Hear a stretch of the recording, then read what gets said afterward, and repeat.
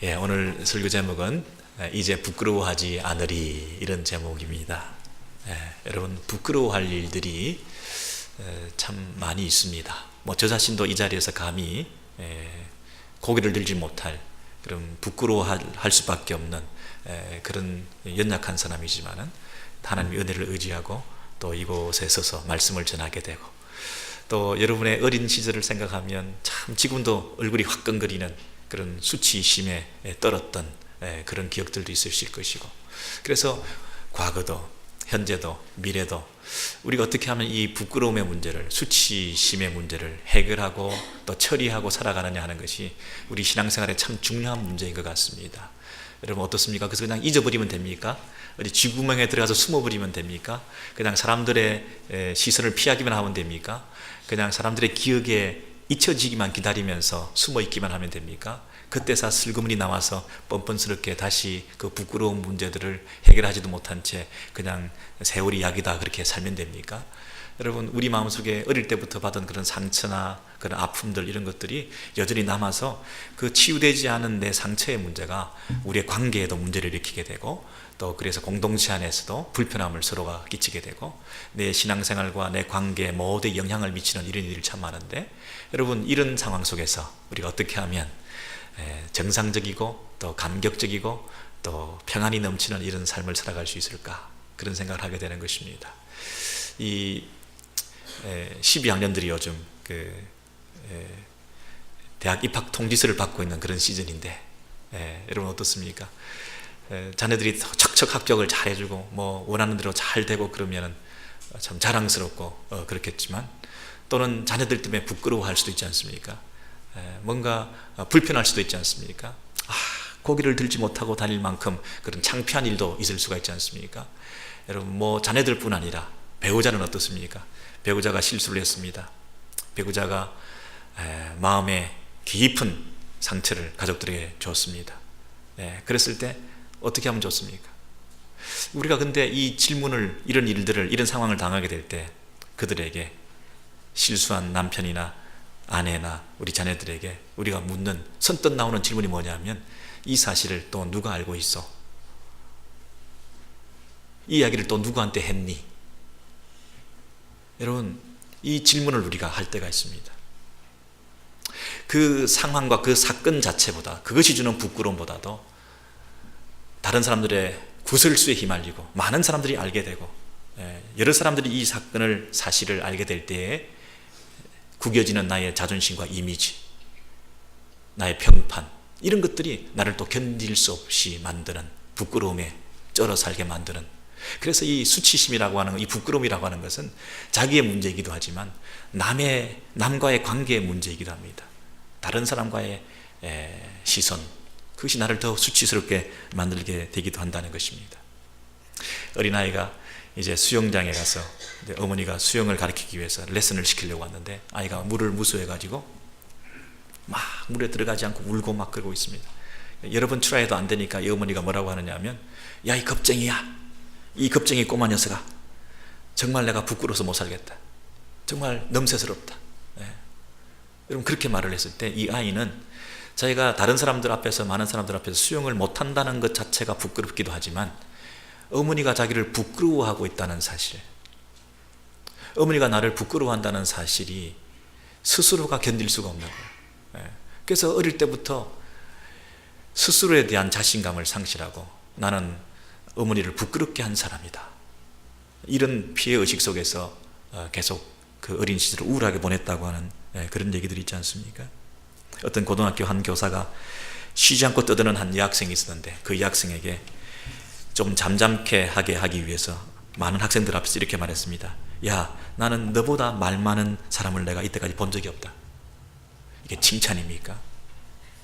이거 완전 폭탄 선언이며, 많은 사람들 앞에서 그런 충격 어린 상처를 입게 되어서 공개적으로 수치를 당했을 때, 이 어린 학생이 그 마음의 상처를 가지고, 그 수치심 때문에 그 학교 생활과 또 인간관계 속에서 너무나 큰 좌절을 경험했다 하는 그런 얘기들을 들은 적도 있지 않습니까?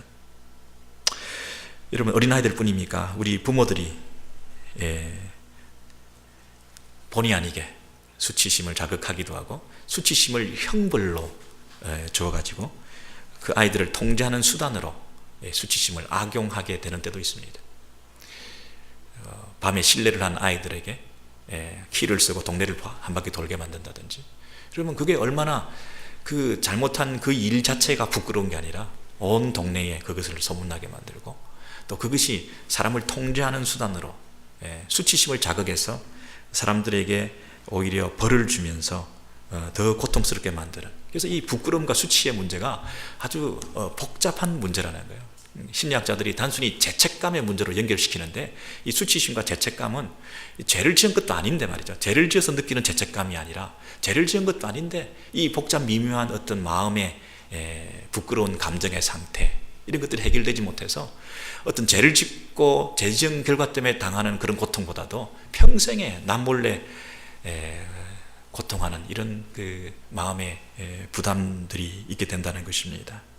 여러분, 우리 이민 와가지고 우리 이 강대국에서 잘 사는 나라에서 부끄럽지 않게 살아간다고 우리는 이민 생활을 하고 있는데, 자랑스럽게 이곳에 사는 것을 프라우드하게 생각하면서도 또 이곳에서 우리는 남모르게 또 이게 부끄러움을 느낄 때가 많습니다. 이민 1세들이 사실은 영어를 한다고 해봐야 얼마나 잘하겠습니까? 그래서 주리두리 이 배심원 같은데 우리가 불려가게 되면 이걸 4일, 5일 이렇게 한동안 묶여 있어야 되기 때문에 생업부터 바쁜 사람들이 빠져나와야 되니까 뭐 핑계 댈 게 있습니까? 우리가 영어 잘 못한다, 영어 미숙이다, 이렇게 얘기할 수밖에 없는데, 저 같은 경우는 한번 불려가가지고 제가 이 성직자 목사로 돼 있으니까 이 피고척 이 변호사가 저를 아주 그냥 제껴놔요. 왜냐하면 바이어스가 있잖아요. 제가 이 죄에 대해서 민감하게 반응할 것이라고 생각을 하니까 아예 이제 그런 면에서 빠져지기도 했습니다만은, 대부분의 경우에는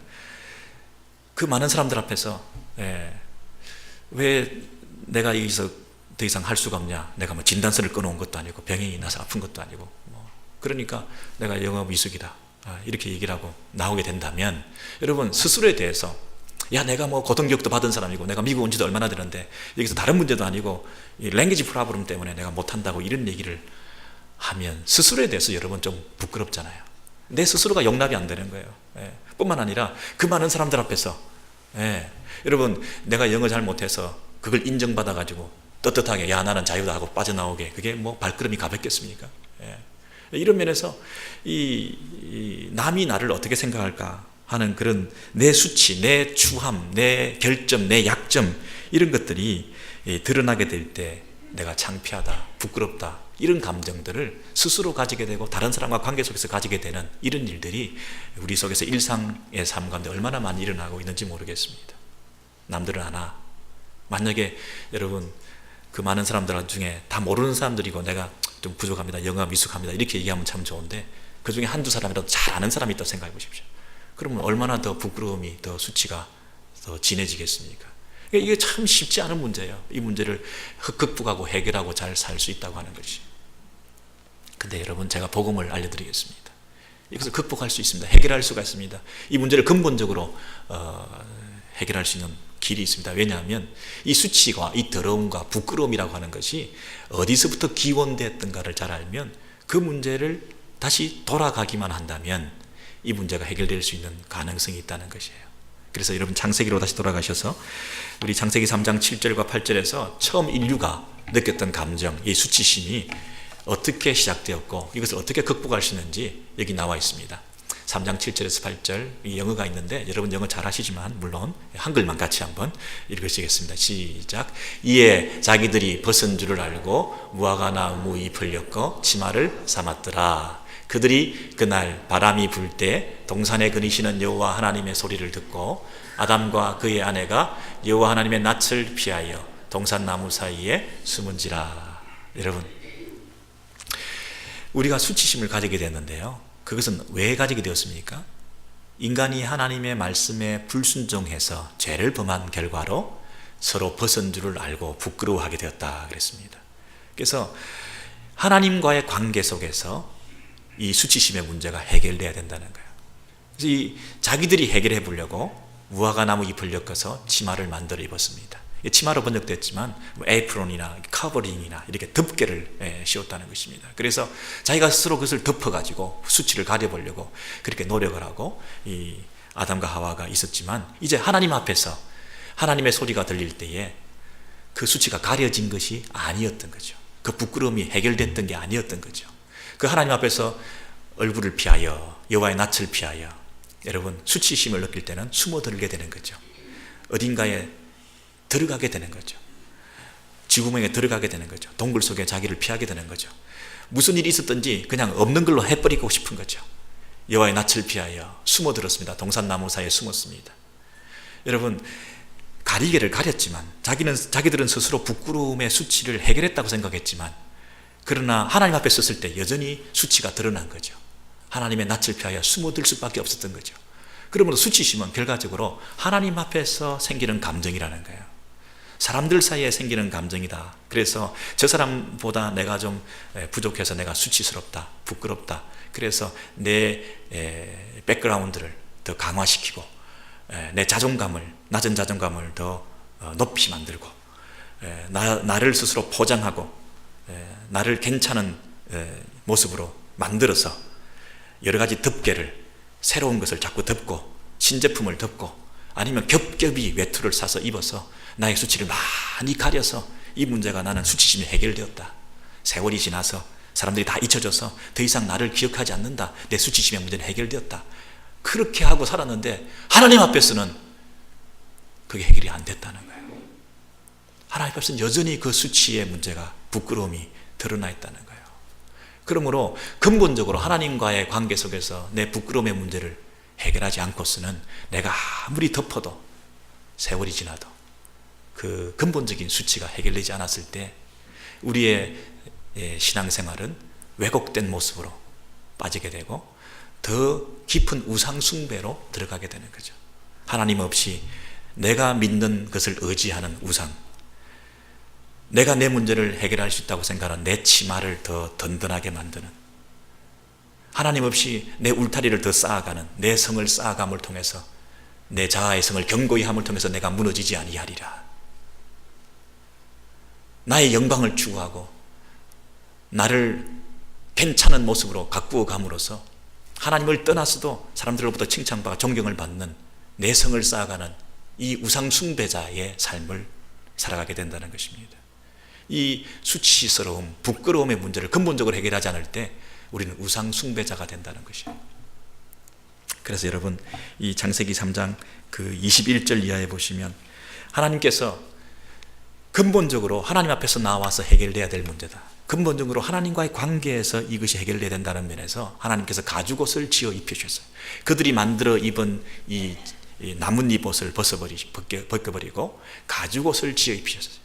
하나님께서 은혜로 덮어주시는, 내가 덮은 것이 아니라 하나님이 지어 입혀주시는 것으로 하나님 앞에 나올 때 하나님의 은혜를 덧입어 하나님께서 덮어주심으로 해결될 수 있는 것이 아니면 내가 아무리 덮어도 그 근본적인 문제가 해결될 수가 없다는 사실. 여러분, 이 사실을 깨닫지 않으면 우리 인생이 얼마나 헛된 길로 들어서고 우리 신앙생활도 하나님을 섬긴다고 하면서도 사실은 은밀한 우상 숭배를 하고 있는 이런 죄악 가운데 머무를 수가 있다는 것입니다. 하나님께서 찾아오셔야 합니다. 우리는 하나님의 낯을 피해서 우리끼리 우리의 삶의 미래를 보장받기 위해서 내 이 궁핍과 수치와 부끄러움의 문제를 해결해 보려고 나름대로 막 애를 쓰고 살고 있지만은 사실은 그것이 가지는 결핍과 한계를 우리가 경험하지 못하면 얼마나 헛된 삶을 살아갑니까? 그러나 그 인생 가운데 찾아오시는 하나님이 계신다는 사실. 아담아 어디 있느냐? 우리의 인간의 실존을 물어보시면서 우리의 제약된 상태에서 너의 행복은 나와의 관계다. 너의 부끄러움의 문제는 근본적인 수치의 문제가 해결되지 않고서 너 삶 가운데 참된 복음과 구원은 없다.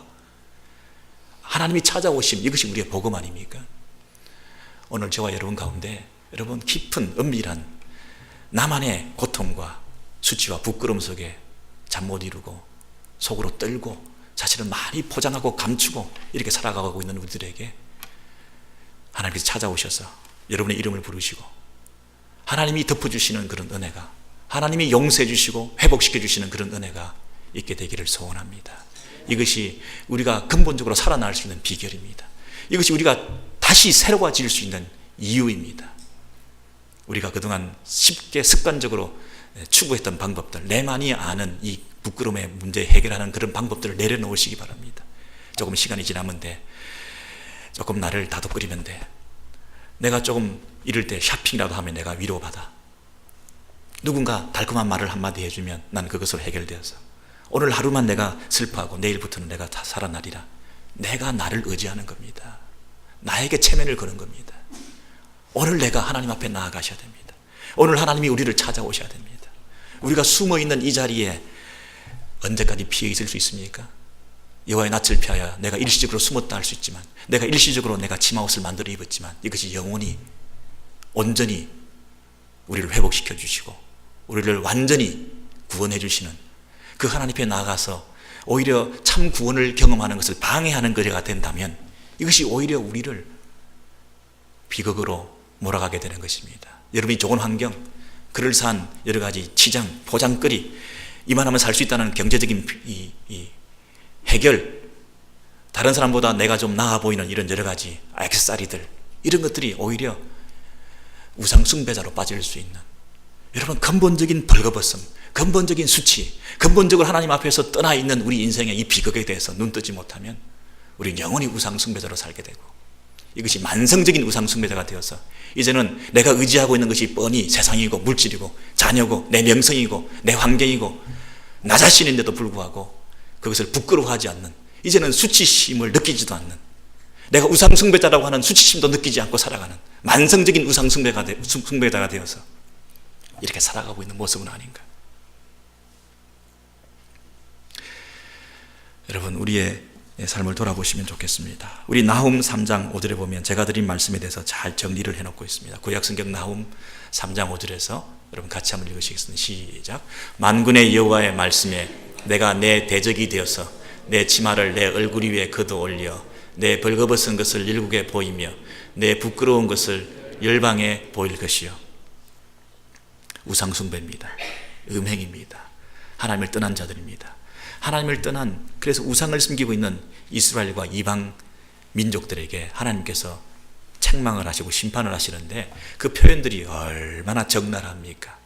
뭐라고 하고 있습니까? 내가 너를 against 할 거다. 내가 너를 대적할 거다. 왜? 네가 우상 숭배했기 때문이다. 근데 그 우상 숭배자에게 어떤 벌을 내리시냐면, 네 치마를 걷어 올려 네 얼굴 위에 걷어 올릴 거다. 네가 가리고 있는 너 스스로의 수치를 가렸다고 생각하는 그것이 우상 숭배다. 네 치마를 걷어 올려서 네 얼굴 위에 걷어 올릴 것이다.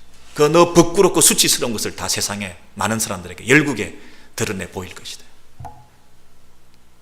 네가 가리고 있는 것이 사실은 가려진 게 아니다.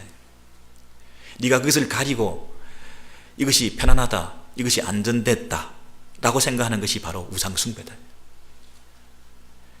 네가 세상적인 만족을 취해서 그나마 이만하면 살게 되었다, 이만하면 이민생활 성공했다, 누가 뭐라 그래도 나를 함부로 손가락질 못할 거다, 이 정도면 떳떳하다 라고 생각하는 그 수치를 사실은 드러내 보여요. 네가 진짜로 신뢰하는 그 신뢰의 근거와 바닥이 뭔지를 내가 드러내 보이고 싶다. 네가 참 하나님을 믿느냐? 이스라엘 백성이고 하나님을 숨긴다고 하는 자들 가운데서도 우상 숭배하는 자들이 있다. 네 치마를 걷어 올려 얼굴에 덮어버리겠다. 여러분, 저와 여러분이 만들어 입은 그런 치마를 가지고 우리가 안전하다, 부끄러움을 가렸다, 그렇게 생각하고 살아가는 사람은 혹시 없으십니까?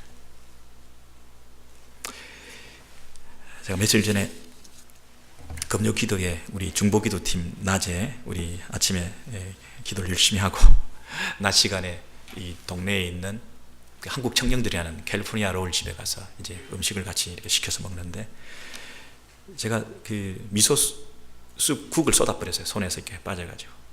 여러분, 그게 빠지니까 바닥에 흐르고 막 그냥 또 한참 이제 권사님들이 뭐 성도님들의 그 상태들을 위해서 기도하고 또 서로 묻고 또 영적인 분위기에서 이렇게 말씀을 나누고 이런 가운데서 목사인 제가 완전 찬물을 끼얹어 버려가지고 그 예의가 스탑이 돼버리고 막 그 청년이 나와서 막 밀걸레로 닦고, 그 어떤 그 분위기가 아주 부끄럽게 됐어요. 근데 사실은 제가 더 부끄러웠던 건 뭐냐면 바로 그 전날 똑같은 장소에서 혼자서 와서 하다가 또 똑같이 쏟아진 적이 있거든요. 똑같은 일을 그 다음날 계속해서 똑같이 그렇게 했을 때 그 형제가 볼 때, 야, 이거 참, 왜냐하면 저는 제 마음속에 제가 가지고 있는 우상이 있잖아요. 그럴싸하게 보여야 된다, 내가. 내 안에 있는 내 우상이 뭡니까? 내가 훌륭하게 보여야 되고, 바보처럼 보이면 안 되고, 모든 면에서 반듯하고, 실수가 없어야 되고, 동네 교회 목사인데 근사하게 보여야 그 형제들이 한번 교회라도 방문할 텐데, 이런 욕심을 가지고. 여러분, 내 속에 있는 내 어떤 내가 만든 어떤 우상이 있잖아요. 나의 어떤 그 스탠다드가 있잖아요. 그런데 그렇게 연거푸 실수를 하고 나니까 그것이 국을 쏟은 것이 문제가 아니라, 국을 쏟은 행위가 죄입니까? 그것은 죄가 아니지만, 그러나 그 순간에 어떤 당혹감이나 난처함이나 불편함이나 권사님들한테 대한 어떤 죄스러움이나 이런 것은 죄가 아닌데, 내가 느꼈던 수치심, 이게 죄더라는 거예요. 왜? 우상 숭배였으니까. 내가 그럴싸하게 보여야 된다는 우상을 내가 가지고 있더라는 거예요. 내가 우상이 되어서 그것이 깨어졌다, 내가 그것이 상실됐다 생각할 때 느끼게 되는 그런 수치감, 이것은 우상 숭배자의 어떤 내적 경고음이더라고요. 수치심이야말로 우리가 무언가를 숭배하고 있다는 것을 알려주는 사인이더라고요. 여러분, 내가 어떤 것에 대해서 강한 수치심을 느꼈다, 그러면 내가 어디에 마음이 많이 뺏겨 있다는 걸 드러내는 거잖아요. 내가 수치심을 느꼈다는 얘기는 내가 뭔가를 섬기고 있는, 숭배하고 있는 대상이 있는데 그것에 대해서 수치감을 가지게 되었다는 그런 반증 아닙니까?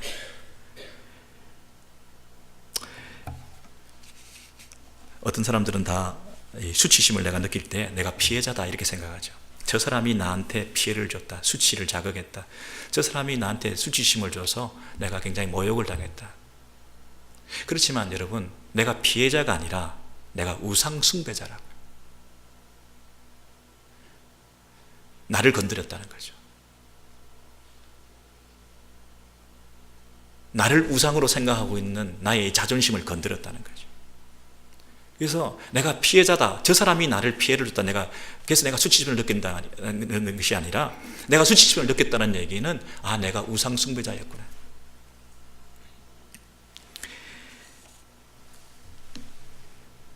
나를 지탱해주고 나를 스스로 허무태하고 나의 영광을 추구하는 그 뭔가에 흠이 생길 때에 느끼는 그 기분 나쁜 그런 감정, 이런 것들이 내 치마가 걷어 올려진 느낌이라는 거예요. 내가 잘 감추어두고 있었는데, 이것으로 문제가 없다고 생각했는데, 사람들 앞에서 치마를 잘 입고 내 수치가 잘 가려졌다고 생각했는데, 그 치마가 걷어 올려진 느낌, 그 치마가 내 우상이었다는 거예요. 하나님이 주는 안정감과 하나님을 신뢰했을 때 느끼는 그런 기쁨보다는 하나님 없이 내 치마를 가지고 안정감을 느끼고 살았던 우상 숭배가 드러났다는 거예요. 만성적인 우상 숭배자들이 얼마나 많은지 여러분 아십니까? 어떤 착실한 신자가 열심히 이민생활해서 이 모기지를 20년 동안 갚았습니다. 그런데 이분이 뭐라고 얘기했냐면, 부채 상환의 우상을 내가 섬기고 있었던 것 같다. 내가 이 주택담보대출금을 다 갚고 난 뒤에 눈물을 글쓰면서 이렇게 말했다. 자, 이제 이게 내 집이다. 이날 내가 가장 기쁠 줄 알았다. 내가 온 세상을 다 얻은 것처럼 내가 한 달 한 달, 매달 열심히 해서 그것을 갚아갈 때 그 뿌듯함과 이 자기 만족감, 이것을 위해서 산다, 이게 내 집이 된다. 그리고 이렇게 내가 매달 갚아가는 것 자체가 내가 얼마나 스스로에 대해서 대견한지 모르겠다. 그렇게 위로받으면서 열심히 살아왔는데 그것을 다 갚는 순간 이게 웬일인가, 웬 공허감인가. 온 세상을 다 얻은 것처럼 나를 만족시키고 기쁠 줄 알았는데 허탈한 생각이 든다. 여러분, 우상 섬김은, 그 우상은 우리에게 자기를 계속 섬기게 만들어 놓고 마지막에 만족을 주지 못하고 이 허탈감을 준다는 거예요. 우상은 결코 우리를 참된 위로로 채워주지 못하는데 우리는 우상 숭배에 빠져서 그것이 나의 위로가, 작은 위로가 된다고 착각하고 산다는 거죠. 매달 갚아가는 그런 뿌듯함, 매달 뭔가를 성취해가는 즐거움, 조금 쌓이는 나의 잔고, 이런 것들이 너무나 기쁘고 그게 내 우상이 되어서 내가 하나님 앞에서 경건하고 거룩하고 의롭게 하루하루를 살아가는 이것보다 더 큰 기쁨이 되었다면 20년, 30년을 내가 우상 숭배한 거 아닙니까?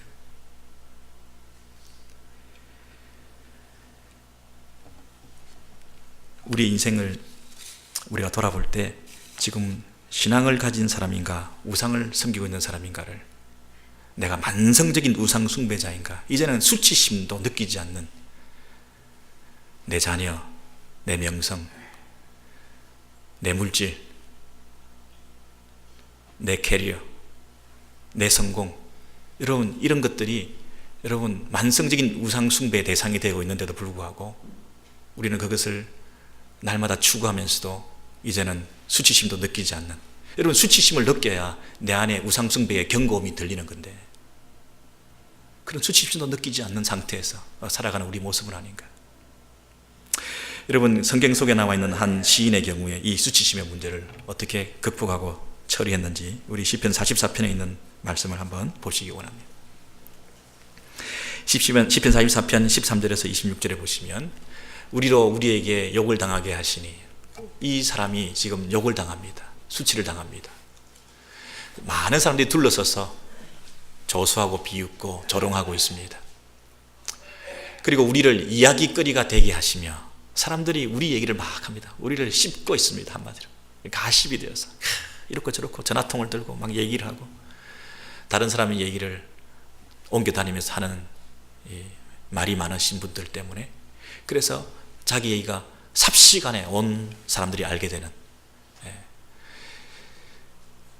능력이 종일 내 앞에 수치가 내 얼굴을 덮었다. 여러분 수치심이 생길 때 제일 먼저 생기는 곳이 얼굴의 색깔이거든요. 얼굴에 이 수치감이 막 엄습해 있습니다. 나를 비방하고 욕하는 소리들 때문에 내가 이 수치감에 쩔어 있습니다. 이 모든 일이 우리에게 임하였으나 이런 수치스러운 일들이 나에게 생겼다. 많은 사람들이, 온 사람들이 나를 향해서 조롱하고 있는, 그래서 너무나 수치스러워서 부끄러워서 견딜 수 없는 이런 일이 나에게 생겼다는 거예요. 저와 여러분의 그런 일이 생겼다 한번 생각해 보십시오. 누가 한마디만 욕해도, 누가 한마디만 이렇게 쏘아봐도, 한 분만 비웃어도 기분 나빠가지고 견딜 수가 없는, 우리가 수치당한 느낌.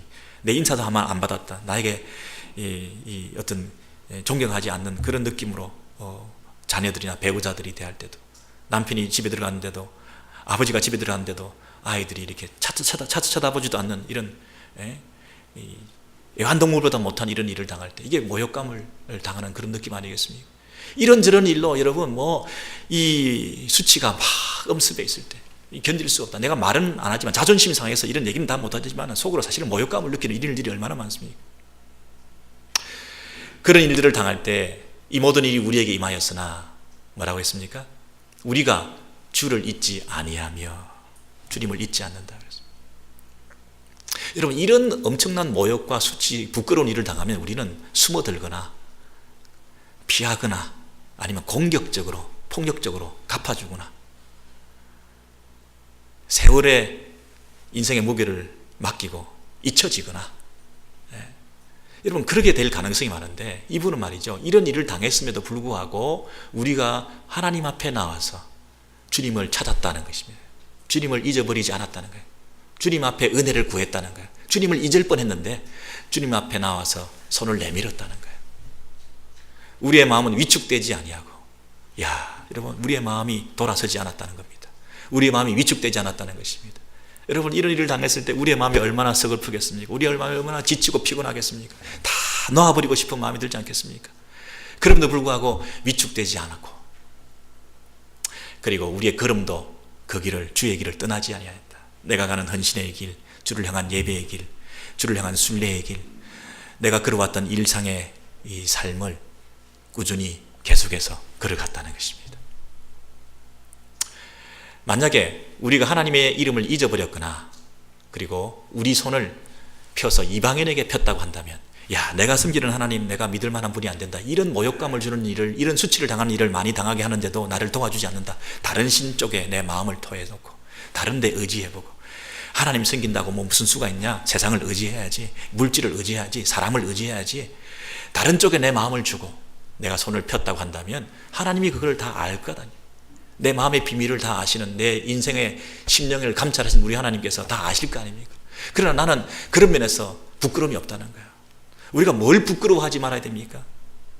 세상 사람들이 공격하는 나의 부족함, 결점, 약점, 이런 것을 내가 부끄러워하지 말아야 됩니까? 아니면 내가 그 가운데서도 하나님을 의지하지 못하는 것을 부끄러워해야 됩니까?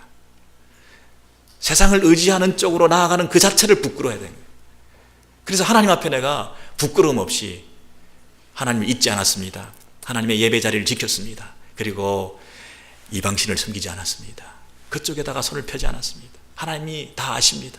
그렇게 말하면서 마지막으로 뭐라고 얘기했습니까? 26절 20편이 어떻게 끝나느냐 하면, 주여 깨소서, 우리를 영원히 버리지 마소서, 주여 일어나서 우리에게 은혜를 베풀어 주시고 주의 인자하심으로 우리를 구원하소서. 주의 인자하심으로, 당신과 나의 약속, 불변하는 사랑, 언약에 신실하신 불변하는 사랑. 지금 하나님께서 나에게 함께하지 아니하시지만, 나와 함께하시는 느낌이 전혀 없지만 여전히 유효한 것은 약속.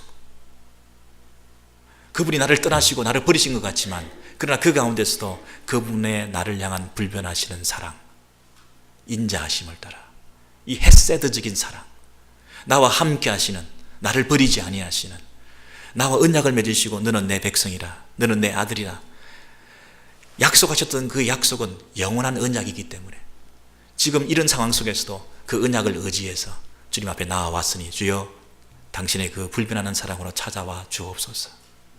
아담이 동산 가운데 숨어있지만, 범죄했지만, 그러나 그 아담에게 하나님이 찾아오셔서 아담아 어디 있느냐 하셨던 그 음성 나에게도 들려주시고 나를 회복시켜 주십시오.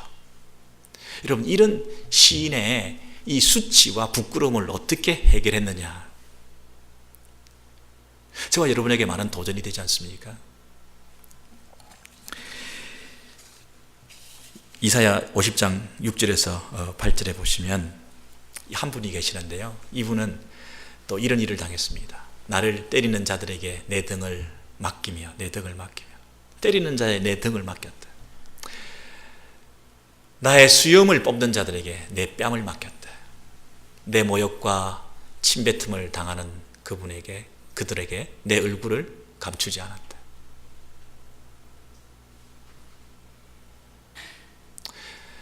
이런 모욕과 수치와 부끄러운 상태에서 이분은 뭐라고 하고 있습니까? 주 여호와께서 나를 도우심으로 내가 부끄러워하지 아니하고 내 얼굴을 부싯돌같이 굳게 하였으므로. 여러분, 그 부끄러움의 극한 상태에서도 내가 부끄러워하지 않았다 하는 것을 얼굴이 변하지 않았다 이렇게 표현해요. 얼굴이 이 차돌처럼, 부싯돌처럼 변함없는 그대로, 그대로 이 수치심에 쩔어서 얼굴이 완전히 색깔이 달라진, 죽을 상이 된 이런 게 아니라 얼굴이 빛나는 부싯돌과 같이 여전히 그 하나님 앞에 의지하고 나아가면서 내가 수치를 당치 않을 줄을 아노라. 나를 어렵다 하시는 이가 가까이 계시니, 하나님이 내 앞에 계시니, 누가 뭐라 그래도 우리를 고소하고 조소하고 accuse 한다 하더라도 하나님 나를 어렵다 하셨으니, 하나님 나와 함께 하시니 나의 대적이 누구냐? 여호와께서 나를 도우실 것이다. 여러분, 이 시편의 장본인이 누구십니까? 예수 그리스도이십니다. 예수 그리스도에 대한 예언입니다. 여러분, 이런 일을 당할 때 여러분이 예수 그리스도를 본받고 따라가야 될 텐데, 이 사실에 대해서 히브리서에서, 오늘 본문에서 이렇게 연결해서 말씀하고 있는 것입니다. 히브리서 12장 2절에서 3절에 보시면, 믿음의 주요 또 온전하게 하시는 이인 예수를 바라보자. 우리 신앙생활 할 때 이 수치의 문제를 해결하기 위해서는 하나님 앞에 나아가야 됩니다. 그리고 우리에게 예수 그리스도를 모범으로 주셨는데 그 예수 그리스도를 바라보셔야 합니다. 여러분, 말 못할 사정들이 다 있습니다. 참 부끄러운 일들이 많습니다. 창피한 일들 많습니다. 배우자가 실망시키고 자녀들이 우리에게 참 만족이 안 되고, 이 한국 사람도 어그리 코리안입니다. 어떤 때는 상처가 되고 부끄러울 수도 있습니다. 기대했던 사람이 우리에게 실망을 줄 수도 있습니다. 이런 실망스러운 일들이 많은 가운데서 여러분 어떻게 합니까? 우리는 어떻게 이 문제를, 여러분 오늘도 내일도 항상 우리가 생길 수 있는 건 뭡니까? 부끄러움의 문제입니다. 부끄러워서 죽겠어. 부끄러워서 교회도 못 오겠어. 부끄러워서 고개를 못 들겠어. 우상숭배자입니다.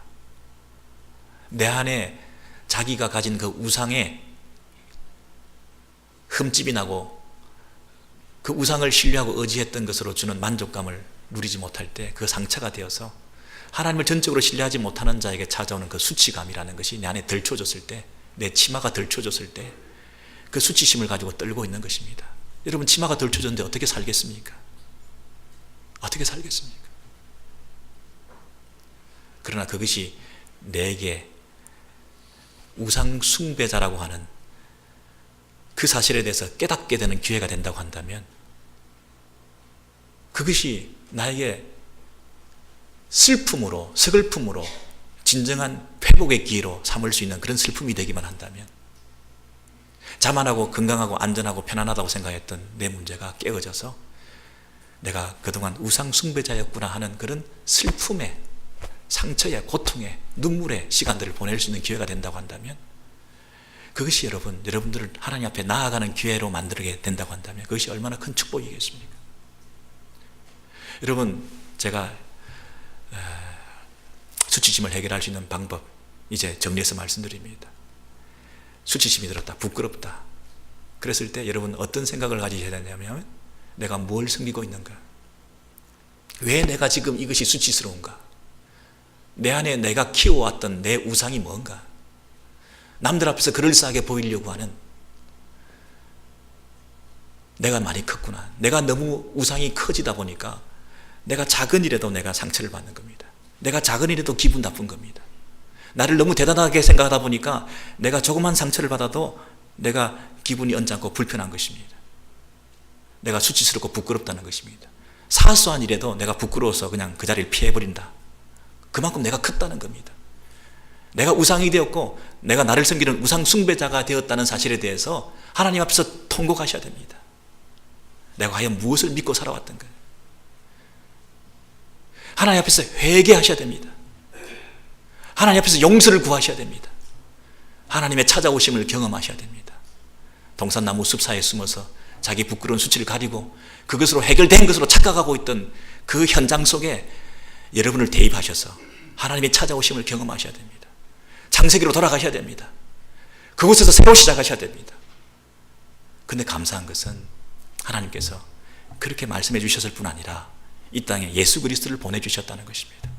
하나님이 우리를 구원하는, 우리의 수치를 가려주는 그 하나님의 구원의 계획을 그분이 세우셨을 뿐 아니라 당신의 아들 예수 그리스도를 이 땅에 보내주셔서 그분이 걸어간 길을 걸어가게 될 때에 그 문제가 해결된다라고 제시하셨다는 사실입니다. 그래서 예수 그리스도 그분을 바라봐라. 이분이 뭐라고 그랬냐면 믿음의 주요. 이 주라는 말이 여러 번 설명드렸습니다마는 그냥 롤드라는 말이 아닙니다. 믿음의 주요. 이 말은 캡틴이라는, 우리 그룹의 대장이라는 겁니다. 우리보다 앞장서 가서 우리를 인도해 가는 리더라는 것입니다. 우리의 향도가 된다는 얘기입니다. 그분을 쫓아가면 된다는 겁니다. 그분이 실제로 하나님의, 성부 하나님의 구원의 계획을 이 땅에서 실행하는 분으로 오셨다는 겁니다. 성부 하나님이 구원의 계획을 세우셨다고 한다면 성자 예수 그리스도가 이 땅에 오셔서 우리를 이끌고 가는 실행자, 구원의 시작하시는 분, 그리고 완성자라는 것입니다. 믿음의 주요, 구원의 장치자요, 믿음의 장시자일 뿐 아니라 어떠라고 했습니다. 우리의 이 스토리를 만들어가시고, 우리의 이 구원의 스토리를 지어가시고 드라마틱하게 아름답게 그리고 역전극으로 펼쳐가시면서 우리 인생을 하나님의 구원의 계획으로 수치와 부끄러움을 극복하고 이겨나갈 수 있는 그분이 극작가가 되셔서 우리 삶을 끌어가시는 아름다운 이야기가 되게 하시는 그 일을 시작하신 분이시오. 그리고 그분이 우리의 온전케 하시는, 우리의 완성시키시는, 우리의 구원의, 우리의 인생의 스토리를 시작하시고 완성시키시는 그분이 바로 믿음의 주요, 온전케 하시는 예수 그리스도. 그분을 바라보라. 성부 하나님이 구원의 계획을 세우시고 성자 예수 그리스도가 이 땅에 오셔서 친히 우리를 끌고 가시는 그분을 바라보라. 이게 피상적이고 관념적인 구원이 아니다.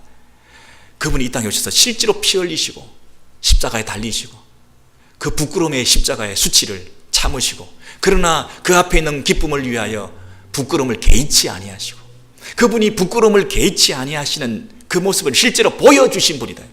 피 흘리기까지.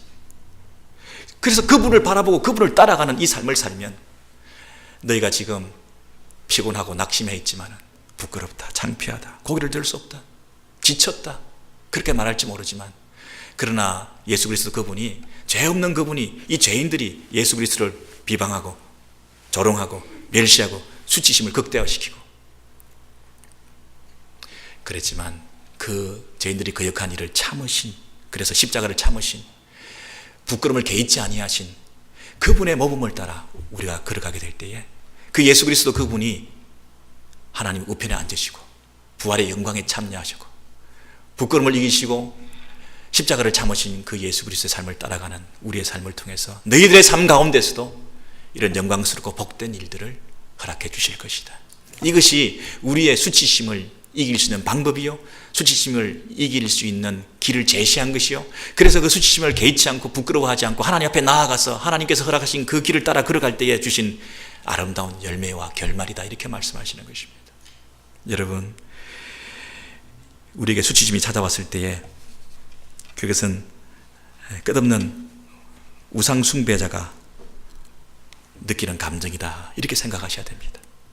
그리고 이것은 하나님과의 관계를 통해서만 회복될 수 있다. 그래서 하나님을 갈망하셔야 됩니다.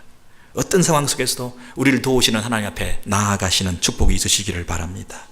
이 회개와 용서를 받는, 하나님 앞에서 해결하는 이 과정과 시간들의 필요성을 무시한 채 이 수치심 자체만을 해결하기 위해서 또 다른 덮개를 덮고 또 다른 커버링을 하면서 자기 성을 더 쌓게 되고 자기 숭배를 더 하게 되고 자기 영광을 더 추구하게 될 때에 우리는 만성적인 우상 숭배자가 되어서 하나님 앞에 벌받는 그런 부끄러운 인생을 살게 될 것입니다.